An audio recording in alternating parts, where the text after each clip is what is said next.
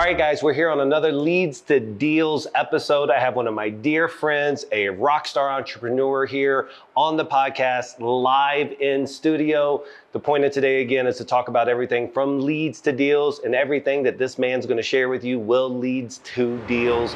So, Ben, welcome aboard. And I really appreciate you having me, Scott. Scott's one of my role models and a guy I look up to. I can relate to him. You know, he's been in sales a lot longer than me. I've actually been in wholesaling a little bit longer than him, but what he's built out is something that no one else has ever done. So it's really impressive seeing it in person. And so one of the things that I like the most about him is that he's a pleasant guy to go to war with. And so if you guys don't know about Ben Toaff, you need to follow him on IG at America's Top Wholesaler, right? That's correct. And yeah. So when I first came into this industry, I started just being nosy, keeping my eye out for those who are already in the space. And this guy was one of the most loudest, brashest, but genuine dudes that I saw. And they always say, like, real recognizes real. There's a lot of people out there that are loud and brash, but didn't have the results or weren't showing the proof or weren't showing the wires. And so one of the things that I respected a lot about you, and there was a couple times we went head to head. Like, I remember one time very vividly being in my office on a Saturday and me and you were flaming each other, but it was a mutual respect type of thing as well too. So do you see that about yourself at all? Like, before we go into the heart of the sales, do you see like you're that antagonist in this industry to a degree? I think that I've kind of dialed it back this past year a little bit. This market correction is kind of this is the first year, and I'll admit it, where we haven't done as well as the year before. And so I've had to kind of take back and look at my processes and change my business a little bit. But you know, one of my personas on the front end is I'm aggressive. I'm not scared to invest money into my business, spend a lot of money on marketing, spend a lot of money on hiring quality people on my team.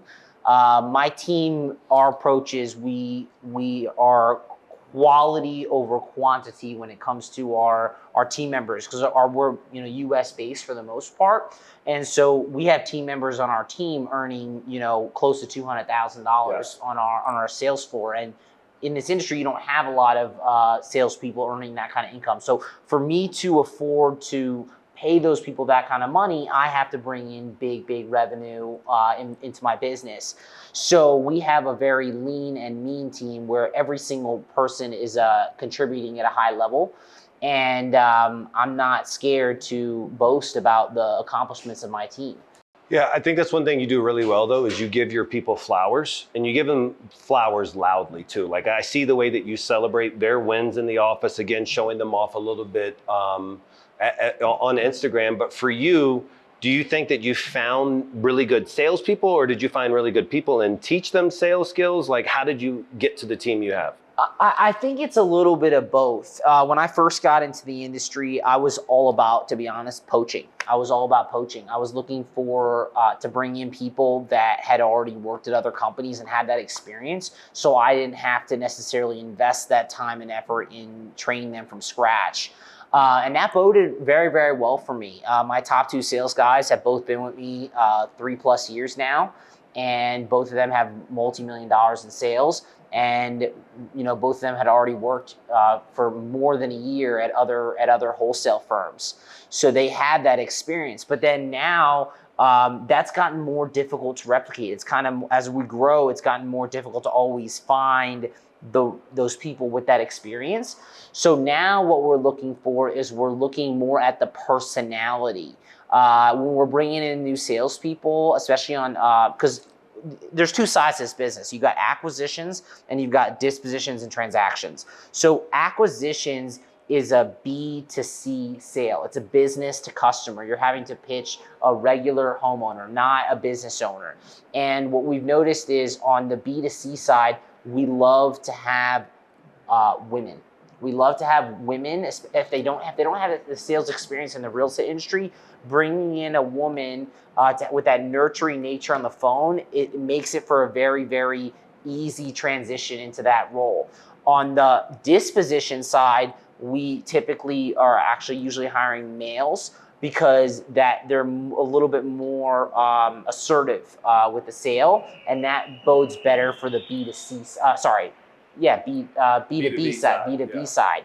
So that's something that we've noticed along the lines, and that experience that we have with our top salespeople working at other companies, we leverage that to train some of our newer agents because they have those years of experience. So as long as we're bringing in the right salespeople with the right personality, we're able to onboard them and train them. We have a girl on our team, her name's Cara. She's been with us maybe about 8 months now, and she's actually leading our team in contracts. Excellent. Yeah. And I know you got some stud guys. Yeah. One of the things that I've noticed has been, since I'm newer to this industry, is every time you have a CEO that doesn't actually know sales, they're almost doomed to fail, right? It's like, well, I outsource, or I have my AM, or have distributed. They try to outsource their AM offshore. Acquisition managers is AM. And I find that you have to be, as a leader, be able to get in that chair. If all of a sudden everybody walks out, all of a sudden there's a hurricane, they can't get to the office. I know this about you, that you can go in there and do the sales side, correct? So that's interesting because when I can do the sales, but it's not my strong suit, the acquisitions. I'm very good on dispositions. I did that for years. I disposed millions and millions of dollars in sales. But for your own company or for somebody else? For my own company. Okay, great. Company. But on the acquisitions, I was more doing the MLS, like I mentioned to you before, which is a business to business sale, to B2B. It's a little bit more assertive because you're pitching a broker as opposed to pitching a homeowner. I've done a little bit on the B2C, but that's not my strong suit. But what is my strong suit is I'm an excellent recruiter because I know what to look for when it comes to hiring salespeople. I also know how to retain salespeople because I'm willing to pay them a little bit more. My top salespeople get a little bit of override on the newer salespeople's deals, and that keeps them motivated and keeps them on my team. With all that being put and said, if you follow you can appreciate to me, how you just conveyed that, because you don't necessarily have that nurturing side in a sales process. I could see you absolutely better on the B2B side, being able to really get out there and be ruthless with the buyers, call them on their BS, leverage their price points. When is the first time you actually what was your first sales job? So I actually studied engineering. Thank you. I actually studied engineering, which has nothing to do with sales. To be a little bit frank, this is kind of out of left field, but my first sales, I would say, was when I was learning how to meet women. That was my first sales. I had a sales job only for 3 months out of college, but where I really learned, toned my sales skills is I came from a Jewish background where I had no social skills. I went to a small school. I wasn't used to meeting people. In the United States? In the U.S., yeah, in Philadelphia. And then when I went to University of Maryland, there was people everywhere, and I wasn't used to that. So me having to adjust and kind of learn how to be outgoing, learn how to meet people, learn how to win people over, get them to do what I wanted to do, whether that was my fraternity or whatever it was, that kind of helped me with the sales. And to be honest, I only had a sales job for about 3 months. We did some cold calling, learning how to sell photocopiers. But this was my first sales. We're getting into real estate wholesaling. That's incredible. Yeah. Did you learn anything in the photocopying that you took over? Because I've heard that Xerox had, back in the 70s, the 80s, whenever Xerox was blowing up, heard that it used to be one of the best sales programs that were out there. Was any of that legacy information there, or was it just, hey, you didn't spend enough time there? I mean, I worked for Konica Minolta, but it was a very short period of time, and it wasn't a well-organized company. The one I was at, it was a smaller branch of them. But I mean, I was going door to door. So that experience of having to go and knock on doors definitely helped me. I would say though, most of the learning occurred when I started to get on the phone with realtors, and I never forget. I don't remember who it was. One specific guy said, when you get on the phone with a realtor, if you can convince the realtor that you're going to close on the property, that you're actually going to go ahead and close, they'll give you the contract. And that just clicked. And I realized, okay, I just got to be frank, bullshit my ass off to make deals happen.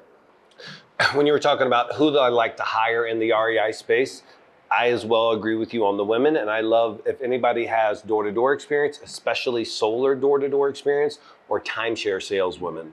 If you come from the timeshare space, I feel like that you have been given, if you can feed your family from doing any level of door-to-door sales or timeshare sales, and you've done that consistently, a lot of times you have those true sales skills that are transferable. Almost insert any product here, so. What was your first sales introduction to sales? Timeshare.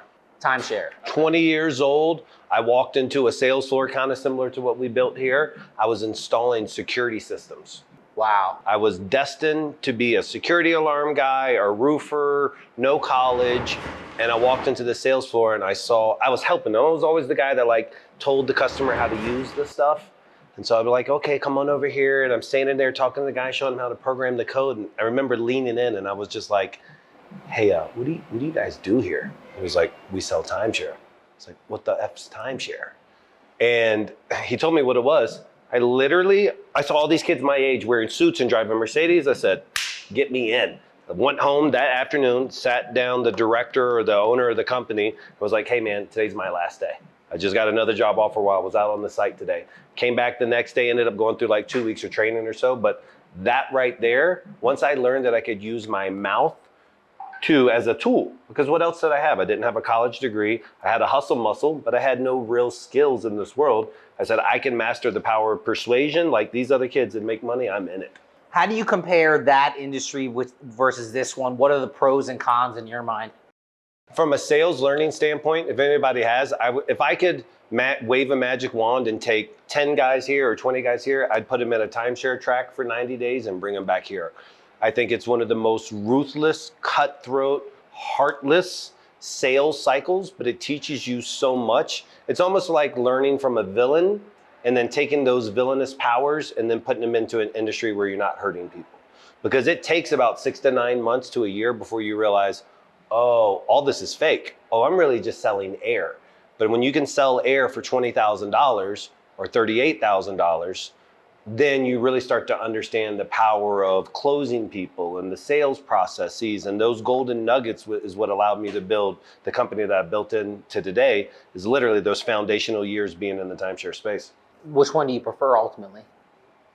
I prefer this because we're helping people. In the timeshare side, the only advantage to a product like that doesn't have much value is the emotional value. And so the one thing I can say is that yes, a lot of these consumers could get a better vacation on their own and could better wisely spend their dollars than what a timeshare allows. But there's just some people that won't do it without a commitment. And so you'll get a husband and wife and the husband's like, yeah, we haven't been on vacation in 4 years, just too busy. Well, you get him to spend $25,000 up front and then $1,000 a year in maintenance fees. He's now obligated himself to go. Because damn if I'm going to pay for that and then pay $1,000 a year and not go. So for those people, you find the emotional draw because it doesn't make sense logically. The reason why I love your REI space is because we call distressed homeowners. We buy ugly homes or ugly situations, and we're genuinely helping these people get out of a stagnant part of their life. So that's why I prefer this side. How many, 3 years now, how many total affiliates have you had in 3 years? North of 100. Not more than that? I'm surprised you don't say more than that. Maybe 150. Okay. So what would you say separates a successful affiliate versus an unsuccessful affiliate? Really everything that we're talking about today, which is sales acumen. Because a lot of guys, they come into this space and you've seen them before, they say, hey, I'm a real estate investor. No, you're not a real estate investor. You're a sales and marketing company. And if you don't understand that and you're used to buying either off market and you try to go direct to seller, it's like what you did there. You said, hey, listen, my expertise isn't necessarily direct to consumer. I've been buying off the MLS. It's a little bit different. So if you would have taken that same brash, if you will, personality, maybe you wouldn't have done too well on the direct. So you brought in somebody to bridge that gap. But I have a lot of investors that just can't see themselves as sales guys. They have no sales experience. And that's what makes guys like you and me dominators in any market, because we have sales experience, we have a sales team, and we're going up against local kids who have no business being in the sales space but are somehow able to be profitable. Yeah, there's definitely a lot of low-level competition in this space. You got a lot of people, running with only themselves or maybe one or two people, and that's the big difference versus having a team. So think about this, for all the guys and gals that are watching this, and everybody has that friend. There's a guy right now at a car lot that has been #1 for the past 2 years in a row, and he is steadily making his $60,000 to $80,000. He might be in Wichita, he might be in Gary, Indiana, but that guy has real deal sales skills. He just doesn't know this industry exists. He doesn't know that he can trade paper and make $10,000, $20,000, $30,000. He can make half of his annual income with a fraction of his sales skills because he doesn't know that this industry exists. Second, there's kids in the hood in these places that were buying these houses that have no clue that they can make $10,000 non-felony time by trading paper, walking into the same trap houses that they're going into to buy drugs. They literally just need to find the owner of that house and they'll make more than they will with less exposure. And that's why I think the world salespeople need to know about this industry. It's that powerful. It is a powerful industry because you got you don't even have to buy the first product. The barrier to entry is very low. So for you, you're main on the lead side of things. So again, so what is impressive about this is, for me, what's humbling to hear from you is like, hey, listen, Scott, I really didn't have this plethora of sales experience. You have an aggressive hustle muscle. I know that you put in the fucking work to make this happen. Did you start by trying to follow certain mentors though in this space? Did you read certain sales books? Did you ever approach it from like, hey, I need to master this side? Or did you go directly to like, I'm gonna master the CEO side. I'm gonna master the business management side? No, I did a lot of sales. The first 2-3 years I was doing this, I was doing the majority of the sales myself. Were you studying under somebody? Did you buy certain coaching? Were you constantly at events? My mentor, I was in a program with a guy named Dave Dinkle. And shout out to Dave. Dave and Biju and Jim. And I paid like $12,500 to get into their mentorship when I first started doing this. And I called them nonstop. I got my money's worth. They hated me by the end of it, to be honest, because I wanted to learn everything I could. And I asked them every question: how do I underwrite the deals? What do I say to this? What do I say to the realtors? What do I say? After a lot of trial and error, I really figured it out. It took me about 1 year to master what I was doing in the beginning, which was wholesaling the MLS, and then we took that to $750,000 in 1 year, and then that's when I transitioned to the off market because of the scalability of it. Yeah, so $750K. First year primarily off of MLS? That was in our third year. Third year, but primarily off of MLS. All MLS. Do you think that you could replicate that exact same year again today in today's market, all off of the MLS? I could 100% because I was way less organized back then. I didn't even have as many people, but it's not as exciting for me. Yeah. It's not as exciting. So we're going to talk about the leads part here in a second. I think that when I first came into this industry, one of our mutual friends, one of my business partners in Orlando, Alex Cazada, when I first walked into his office and he was explaining this to me, you talk about the organized, literally everything was on the back of manila folders and one dry erase board.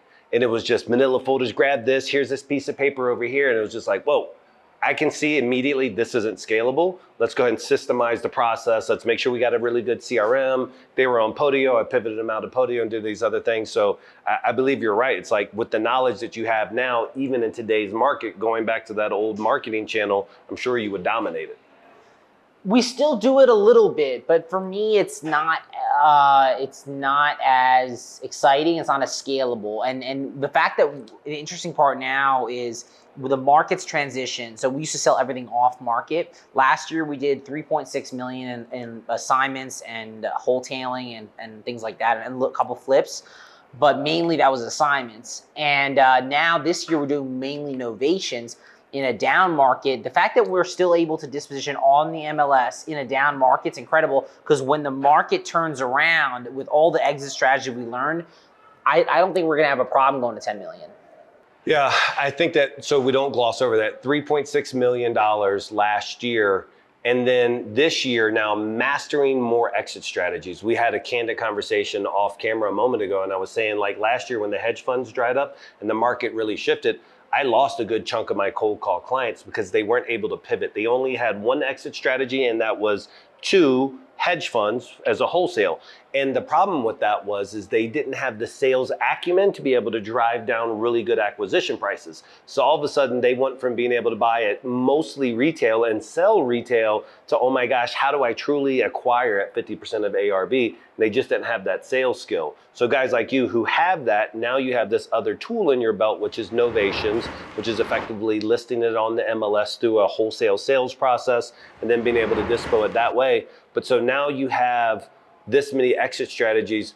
Now the leads, other than companies like Lamasu, what are you doing primarily for leads? What are your lead flows? What do you like this time of the year, et cetera, et cetera? So we've done a lot of pay-per-click, and we spend a lot on pay-per-click. Last year I spent about 1.1 million on pay-per-click.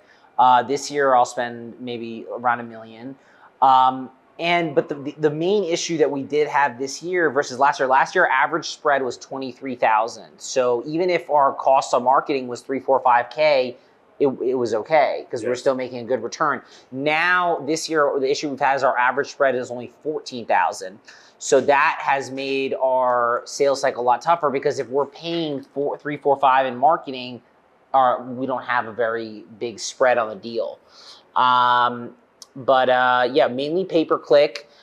We've done a lot of cold calling. Last year, I used to have my own cold calling team. Now I only have about 1 or 2 cold calling agents. The rest is handled by Scott and his team at Lamasu. And then we do a lot of pay-per-click. Pay-per-click is great. The reason why I like pay-per-click is because the leads convert quickly. The time from the time the lead comes into the deal is quick. So with a smaller sales team that I have, 4 people, we can still do a high volume. Yes. As opposed to cold calling takes a lot more infrastructure on the nurturing. Yeah, I think that's a really good point, too, especially for you guys and gals who are doing novations. And it does vary per market, but novations already has a long cash conversion cycle because you're putting it on the traditional MLS versus a transactional wholesale dispo. So the more that you can mitigate the entire sales cycle, that's why people love PPC because it converts faster. My question for you, and this is a constant thing that we talk about, are you face-to-face or are you virtual with your closers? We have never closed a deal face-to-face. Okay. So have you ever entertained it? It's not scalable. It's not scalable as far as I'm concerned. I mean, because that's so limiting as far as going out to the property. So I never had this perspective before until I really started kind of diluting. Before I used to be all virtual, and the majority of my clients in my cold call company are virtual. The biggest guys are face to face. And so I start to see this trend where the guys who are truly doing monster $1 million month numbers, they're all face to face. But the majority are virtual. Now, on the flip side of this, what I can see is face-to-face has a longer lead conversion cycle. Virtual guys are in it. And so it's almost like an exchange. It's like, okay, I find that the bigger spreads come face-to-face, but the faster conversions come from my virtual teams. This is purely analytical. It's not opinion-based. Bigger spreads face-to-face, faster conversions virtual. So the more successful wholesalers are going face-to-face. The guys who are making guys that are private equity-like companies, the big boys out there, the guys that aren't on social media, they're face-to-face. I think that one of the main reasons we can't go face-to-face is because we go broad on our marketing. If we were local, then it would be be easier to do that. But the fact that we would have to generate only leads in South Florida, that's tough. Well, and South Florida is one of those markets too, where your CPD or cost per deal can be really atrocious out there. I mean, I'm sure that there's people out there that are around 10K and a cost per deal. I have a guy out there in Seattle, Washington. His PPC right now is performing at $1,100 a lead. That's insane. Insane. Now, he's okay with the $12,000 cost per deal because their spreads are 30, 40, 50. But I find is most of the guys who are also face-to-face also have their own construction crews, and they're really rehabbing it. They're not really wholesaling it. They're taking them down, they're holding them, et cetera. So for you, obviously your passion is on right now for PPC and some cold call. Share with me, I know we've talked about a couple of your spreads. My opinion on Ben Toaff is not only is his closers wildly efficient with our leads, but I think that you get the biggest spreads. That if I give a lead to you and the next 7 to 8 to 9 guys, and they all close that same contract, I would wager more often than not 100% of the time, you're gonna walk away with a bigger spread than 9 other people beside you. Why do you think that when you guys convert our leads that you're getting these bigger spreads consistently? I think my closers really build excellent rapport with the sellers, and they make it more about what the seller's, issue is, and really build that connection with them so that they can get the price down, and without the price being the focus of the deal, more so the relationship we built with the seller.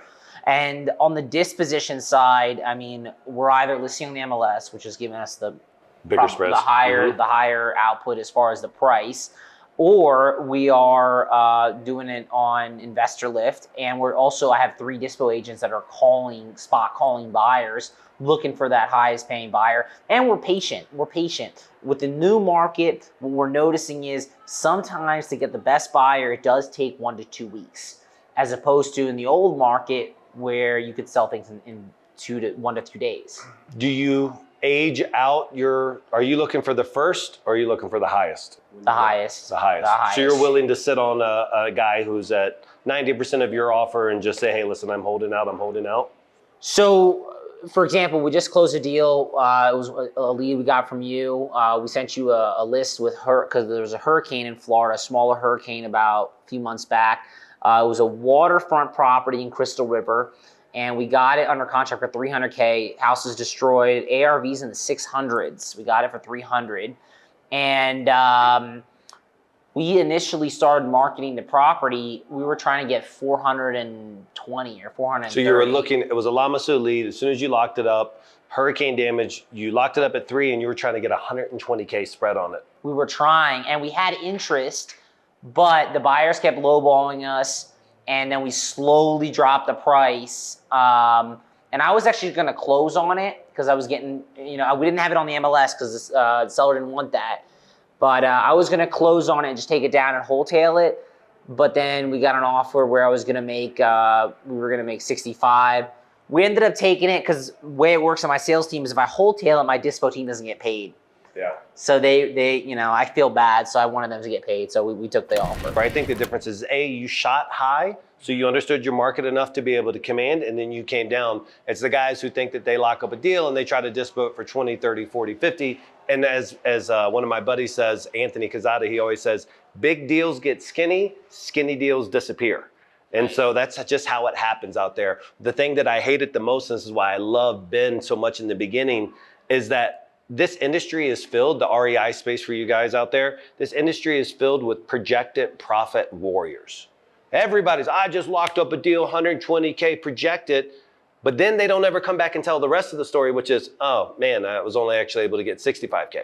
But the reality is they say 20K projected profit, and then they never come back and let you know that they have a 60% cancellation rate for the year. And so none of those deals actually came through. Yeah. So yeah, for me, I think that's huge. Any other big wins that you got on the Lamasu lead sides? We had a 50K rip in Lehigh Acres. That was also a hurricane damage one. The leads that do the best for us from your campaign are the vacant hurricane ones. Those are the ones where we've done the best. And that was strategic though, because that was very strategic. This is what he did. He said, hey, listen, hurricane came through. Scott opened up Western Florida, I believe, for me. And he provided the data targeting, and we were able to execute on that for hurricane. Have you ever thought about chasing other natural disasters in other states? Do you pay any attention to that? Because I know the great roofing companies out there do this. I mean, we haven't looked too hard. We love Florida because we have our title company, we have our attorney to enforce our contracts, which happens a lot. And so we're comfortable there. Although Scott keeps telling me about his clients having a lot of success in these kind of bumfuck markets. So it's definitely something I thought about going into other random markets because there's gonna be less competition. There's less competition, and I think for all of you guys and gals out there who are in the REI space, if you're in Nevada, Arizona, California, Washington State, or Florida, your sales prowess is so high that you can go into any of these C and B markets and dominate. The spreads are going to be smaller, but your efficiencies are going to be wilder. And some people say, well, Scott, I don't want to go into a market where maybe it's 10 to 15K spreads consistently. I understand you're used to the bigger rips, but there is something that it does for the sales team that's one of those intangible things. It's as a sales guy, momentum is everything. And when you can feed them some base hits between the big home runs, it's great as long as it's not hurting you on the disposition side, because it is activity on the disposition side. But I think for you guys, having that approach of, okay, we have our Florida, this is our steady Eddie, and bolting on a softer market would allow you guys to use your expertise that you gained here in a hard market to dominate a softer tertiary market. Yeah. I mean, we probably will try that out. We probably will try that out. I'd be interested to see in some other markets where we can do well. I mean, we tried San Antonio, which is like not as competitive as Florida, I don't think. San Antonio is a tough market. San Antonio, Austin, it's softer now. So for you guys and guys that are out there, it's softer now that the hedge fund craze has died down. There were so many Arizona Cowboys, so many California Cowboys, Florida guys calling into Texas. The majority of people doing deals in Texas in 2023 and 2022 weren't guys from Texas. There's just so many people. So now that competition has died down, at least for the cold call marketing channel, I see it opening up, and I see the dials to leads conversions improving. So that's a good market for you. One of the things that you've talked about a couple of times is forcing compliance. What's the word that you say when you? Specific performance. Specific performance. Now, is that something that's only available to people in Florida? Is that a law in most states? Well, we've had success enforcing contracts in Florida, North Carolina. We've recently done it in Georgia as well. We've done it in New Jersey. But the one thing is, how much is your attorney going to charge you? Because you could go into this lawsuit and you think you're making $20,000 on the deal, so you'll go ahead and enforce it, but you don't know how much money and legal fees are going to cost. We had a deal in New Jersey that we enforced a contract. We made $70,000 on the deal. Our attorney charged us $35,000. Wow. So that's why I say it depends on your attorney, or how are they going to be reasonable with what they're going to charge you. So I have a. What if you would have lost that? Would you still been out $35,000? Correct. Wow. So that takes cojones. Yeah. It took a. You really need to be careful about where you're suing and how much you're going to invest to enforce that deal. So again, specific performance, is when the seller is trying to back out of their transaction. So the seller has said, yes, I will sell you my house. And for whatever reason, they don't want to go. They don't want to show up to the titling office. They don't want to let people in to take photos. They're just saying, hey, I signed this legal binding contract, but I'm going to act like I didn't. Then you're analyzing the deal, you're analyzing the cost. Does it make sense for you to? You're hiring the attorney, they're serving them a demand letter. How many people do you win just on the demand letter? The interesting part is we've been doing this for years now, and 3-4 years ago, we won almost 90% of the time right on the lawsuit. They would always say, "Oh, we'll just sell it, fuck it." Now, what we're noticing is a lot of the times they're arguing it and they're hiring attorneys. It's about, we don't have that same success rate. I don't know why that is. Maybe that's because we're getting most of our deals from PPC, where the sellers are a little savvier, as opposed to cold calling, where they're not as savvy. I would say we only win on the jump about 30% of the time now. It's funny you say that about the education level between the two customers. I remember one time you told me something. You said, Scott, hey, I have various cold callers. You had some in-house, you had some outsourced. I remember you telling me one time, I have this one little batch of guys that their accents are so bad strategically, because I know that if a seller stays on the phone with these people here, their pain in that house must be so high to endure that conversation that they are damn sure going to buy anything that I put in front of them. Yeah, we had some pretty mediocre cold callers in the Philippines, but I mean, to be honest, it was so cheap that it didn't matter. It was like $3-4 an hour to keep them on board, and we got deals from it. But then the cold calling got more competitive, and it got harder, and I didn't want to deal with managing so much work. Yeah, but it's just a matter of analyzing your sellers, analyzing your business operation, which I applaud you on. So being able to sue for specific performance and getting those types of results and analyzing it. I don't know of anybody else in this industry that is more aggressive with it than you. And I even talk to other people and they're just scared. I think the disadvantage that they have in their business is you either believe in your contract or not, because I believe it's fair to go the other way too. I think that if you don't perform how you're supposed to perform, that the consumer should be able to sue. So it's a mutual thing. It's like you've adhered, you've done everything you're supposed to do in the contract. They do everything they're supposed to do in their contract, period. Absolutely. I mean, they made an agreement. They've got to honor that. One of the things this industry I think has a problem with, if we're going to stay industry focused, is actually getting no's. So people say, no, I'm not getting enough deals. I say, you're not getting enough no's. You guys don't even know you're getting a lot of maybes. Thank you so much. I'll call you back later.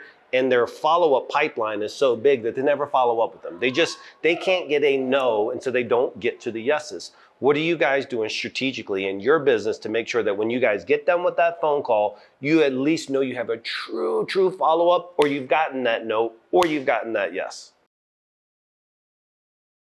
I didn't really. So the question is what is our follow-up process? No. So maybe you haven't experienced this because you're from the outside, because your sales cycle is so good, but there's a lot of guys that they just can't seem to properly ask for the business at the end of the call.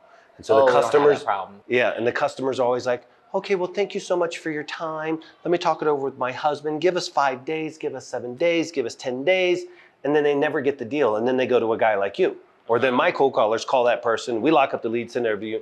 So what are maybe a strategy or a tactic you believe your team's doing, if you're that granular with them, to help them get either a no or a yes at the end of every call? I think if you're not getting a solid yes or a no, you're probably not spending enough time on the phone with them. So, I mean, that's pretty rare that happens where we're not getting an answer. I think that if your sales team has good cadence on the phone, they're patient, then they're really nurturing that relationship with the seller, that you'll get an answer. I mean, because you always talk about sales. We don't like to be salesy on the phone with our sellers. Obviously, it's a sale, but we are trying to get to the point where they're looking at it, they're more comfortable with us. They're more comfortable, they like our team, they know our team by the first name, etc. And that is allowing us to shorten that sales cycle. Isn't that so funny? And it's not even a matter of masking the sales process. It's just a sales process so well executed, feels like a conversation with the desired outcome that you guys are searching for. So I love that part of it. I think for a lot of the guys and gals that are out there, if I give them any strategy on how to get a no or a yes, is just to be upfront with the customer during your conversation and say, hey, listen, we're going to spend a lot of time with you. We'll outline your entire sales process, as we call it in ours. We let them know. I'm going to gather some more information that maybe the investors didn't, or the cold callers didn't get from you guys. And I'm going to understand your problem, be able to find a solution for you. But at the end of this call, we feel we've earned the right to make you an offer. And then ultimately, we're able to get a yes or a no out of them. For you guys, I see your team. I see how aggressive they are. Who's your top guy or girl right now, you said? Robert is our top guy. Robert has, in this market, which is a shit market right now, he's got around 1.1 million closed this year. Excellent. All right, cool. So now let me ask one last question before we start winding things down. You're here in office today. You've seen a lot of things on Instagram. What were your first thoughts when you walked in here, and what do you think about the vibe we got going on? I mean, it's incredible, because I've seen it on Instagram. I've talked to Scott, a lot. We've been working with Scott for about a year now. As far as him, I've known Scott for longer than that, but we're working for a year, and it's well orchestrated. You see, when you're looking at the team, you're looking at the overview, everyone's dialed in, everyone's focused on the phone. They're not taking their for the most part, they are extremely focused on what they're doing. They're not fucking around here. Yeah, and we give them the tools to make their job super efficient. I look forward to sharing with you some of the back-end technology stuff that keeps these kids super dialed in and efficient. So, dude, if there's anything that you want to share with these guys or gals out there, if they're thinking about going into sales, if they're thinking about going into the REI space, just one last tip or trick or something that you've learned in your couple of years doing this now that you're like, hey man, this is what I wish I would have known in the beginning. Well, I think that one of the biggest hurdles in the beginning is people are getting into this space. They're just trying to figure out okay, how do I get the contract? How do I find the buyers? Trying to figure out the basics. And maybe they get a couple deals under their belt, and then they're scared. They're scared to reinvest in their business. They just want to do everything on their own. If you have to handle the whole sales cycle from generating the lead to closing the deal to finding the buyer all on your own, this is a tough business. You need to find a strategic partner like Scott, or an efficient way where you can actually outsource the marketing and the lead gen, which is one of the most time-consuming parts about this business. to someone else so that you can focus on closing the deal and getting paid. Otherwise, you're never going to get past that hump of doing 1 or 2 deals a month. It's impossible. So one of my mentors just said it's revenue producing activities. And so when you look at the entire business cycle, what's going to produce the most revenue? And it's always going to be conversions. And so if you can, as he's saying, outsource the lead gen side, then that allows you to focus purely on the conversion side, which is what drives the revenue. I think it's important though that you and everybody else has a taste of the lead gen side, so you can hold guys and gals like my company or other people, you can hold them accountable for performance. Because if you haven't been in the trenches before and you haven't generated leads, you don't really know what to expect, and you don't know the difference between a good date or a bad date. Well, you can't appreciate it. I had my own cold callers before. We had, 15, 20 callers on the phones, and it is a pain in the fucking ass to do what this guy's doing, even at a small scale. To manage cold calling and run campaigns and data, it's a lot of work, and it requires a lot of attention to detail. And if you in what he's got built out, it's worth the money to pay him. Even obviously, got to make a profit. He's running the business himself. It's worth it though to automate that for you. And it's worth it for me to continue to keep guys like you in my circle. One of the things about is I know that every lead I send this guy is treated well. And there's nothing more demoralizing or that makes me want to kind of look at another different campaign than if I send a lead to somebody who I know isn't going to treat it the same way I treat a lead. So I'm proud of what you guys do. He's in one of the toughest markets, doing great spreads with us. But more importantly, if you want a little bit more pep in your step and you want a guy to kind of follow, to kind of lead, to kind of really understand, like, he didn't come from the sales world. He came from a high education world, came from a good family, I assume. But I'm super happy to hear that so much of this just came from having an aggressive personality to having a fearless personality, as it seems, as an entrepreneur. So I'm super thankful to have you out here in Columbia, in office, meeting with your client success manager, and ultimately being on the podcast. Appreciate you, my man. I appreciate you having me and inviting me out here. We were going to do this virtual, but I would rather do it here in person and with the legend himself. Awesome, man. I appreciate it. Thanks, guys. Catch you next time.